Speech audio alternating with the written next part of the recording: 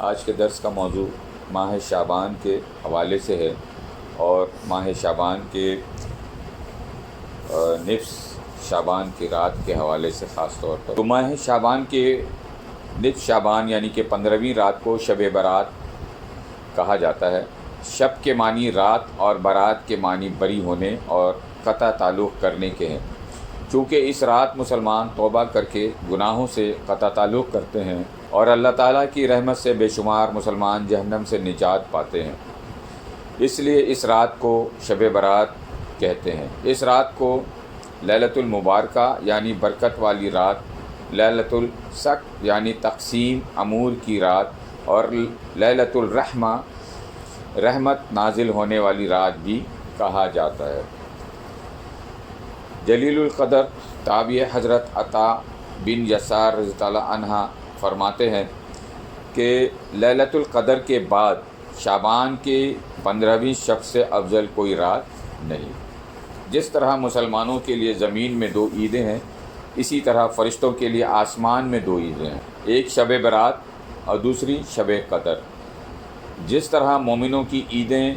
عید الفطر اور عید الاضحیٰ ہے، فرشتوں کی عیدیں رات کو اس لیے ہے کہ وہ رات کو سوتے نہیں جبکہ آدمی سوتے ہیں، اس لیے ان کی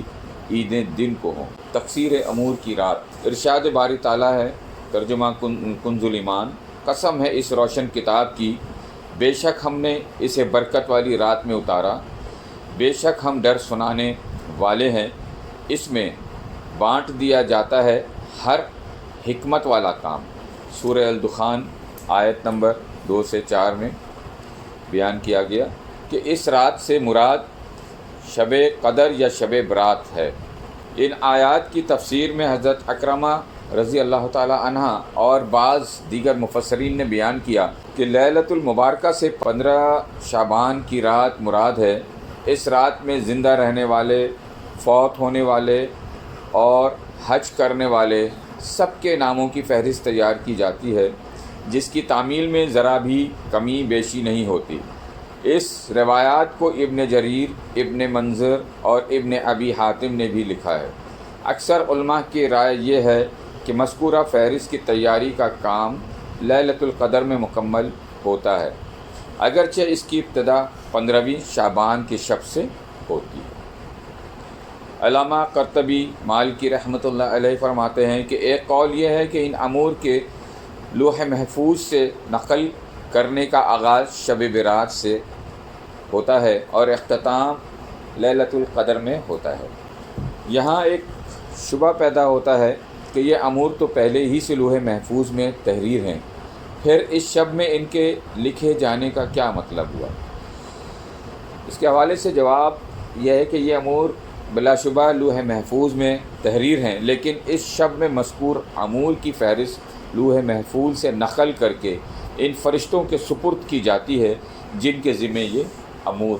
حضرت عائشہ صدیقہ رضی اللہ تعالی عنہ فرماتی ہیں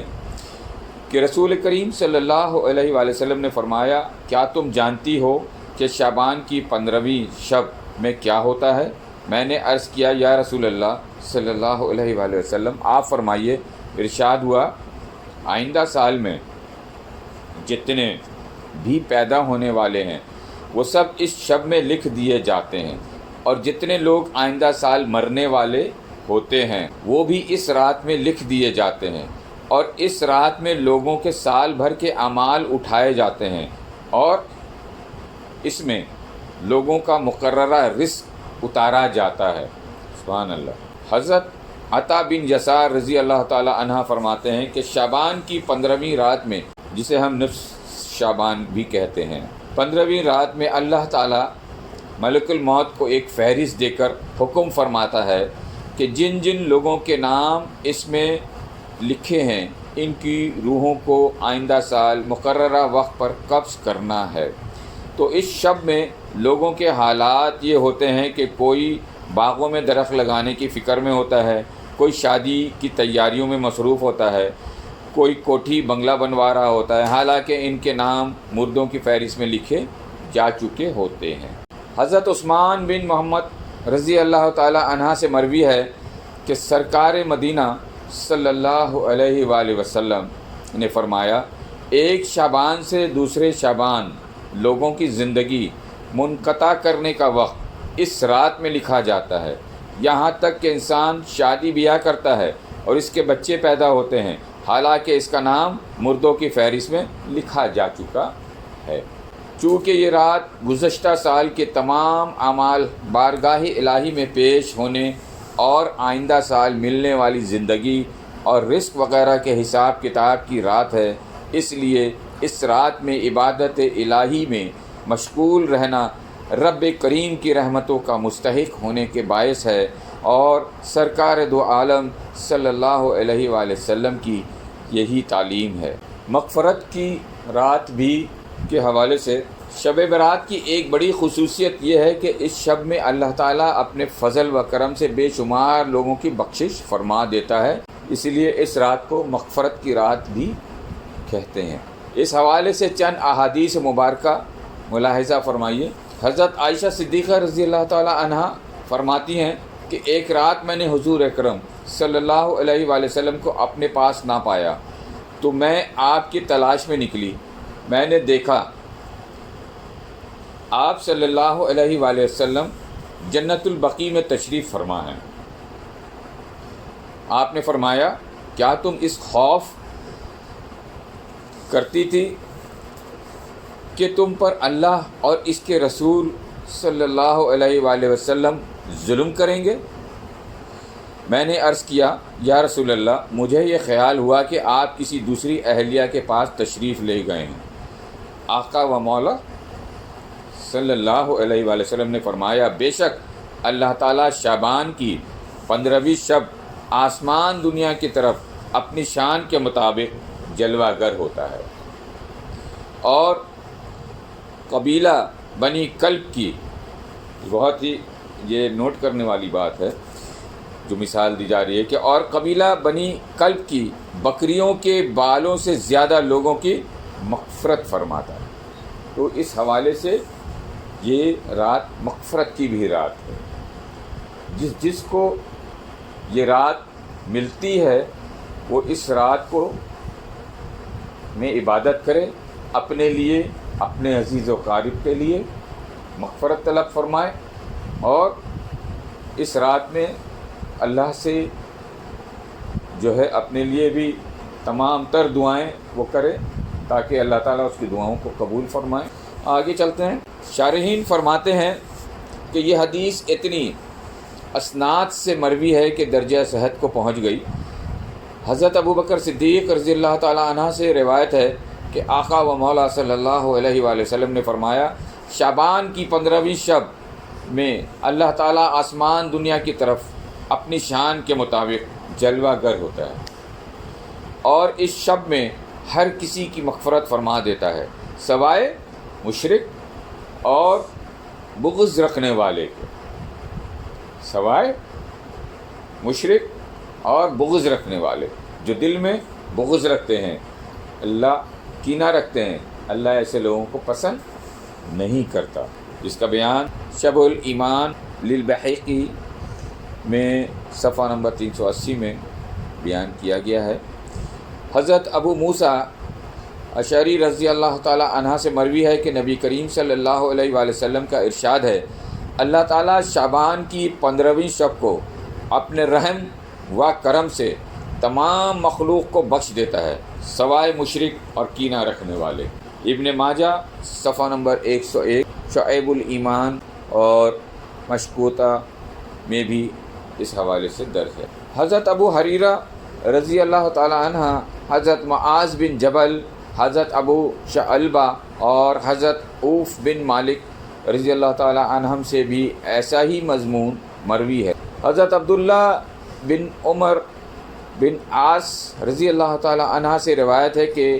آقا و مولا صلی اللہ علیہ وآلہ وسلم شعبان کی 15ویں رات میں اللہ تعالیٰ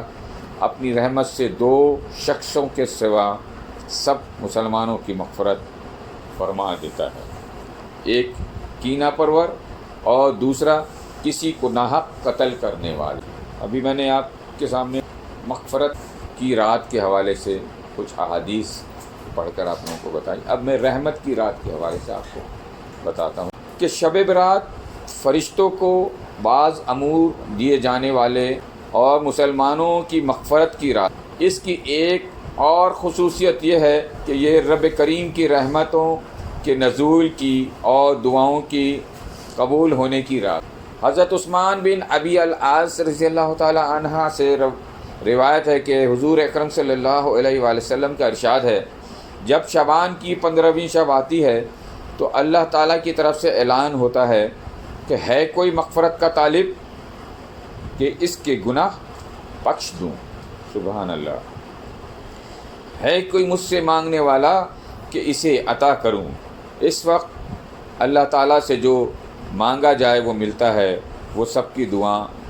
قبول فرماتا ہے سوائے بدکار عورت اور مشرک کی۔ حضرت علی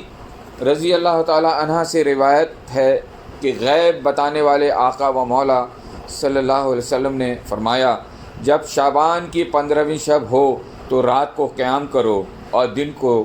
روزہ رکھو، کیونکہ غروب آفتاب کے وقت سے ہی اللہ تعالیٰ کی رحمت آسمان دنیا پر نازل ہو جاتی ہے، اور اللہ تعالیٰ ارشاد فرماتا ہے، کوئی مغفرت کا طلب کرنے والا کہ میں اسے بخش دوں، ہے کوئی رزق مانگنے والا کہ میں اس کو رزق دوں، ہے کوئی مصیبت زدہ کہ میں اسے مصیبت سے نجات دوں۔ یہ اعلان طلوع فجر تک ہوتا رہتا ہے، یعنی کہ جب صبح سورج طلوع ہوتا ہے، فجر ہوتی، اس وقت تک اللہ تعالیٰ یہ اعلان۔ اس حدیث پاک میں اللہ تعالیٰ کی طرف سے مغفرت و رحمت کی ندا کا ذکر ہے، اگرچہ یہ ندا ہر رات میں ہوتی ہے، لیکن رات کے آخری حصے میں، جیسا کہ کتاب کے آغاز میں شب بیداری کی فضیلت کے عنوان کے تحت حدیث پاک تحریر کی گئی ہے۔ شب برات کی خاص بات یہ ہے کہ اس میں یہ ندا غروب آفتاب ہی سے شروع ہو جاتی ہے، گویا صالحین اور شب بیدار مومنین کے لیے ہر رات شب برات ہے، مگر یہ رات خطا کاروں کے لیے رحمت و عطا اور بخشش و مغفرت کی رات ہے۔ اس لیے ہمیں چاہیے کہ اس رات میں اپنے گناہوں پر ندامت کے آنسو بہائیں اور رب کریم سے دنیا و آخرت کی بھلائی مانگے۔ اس شب رحمت خداوندی ہر پیاسے کو سیراب کرنا چاہتی ہے اور ہر منگتے کی جھولی گوہر مراد سے بھر دینے پر مائل ہوتی ہے۔ شب برات میں سرکار دو عالم صلی اللہ علیہ وآلہ وسلم نے خود بھی شب بیداری کی اور دوسروں کو بھی شب بیداری کی تلقین فرمائی۔ آپ صلی اللہ علیہ وآلہ وسلم کا فرمان عالی شان اوپر مذکور ہوا کہ جب شعبان کی 15ویں رات ہو تو شب بیداری کرو اور ان دن کو روزے رکھو۔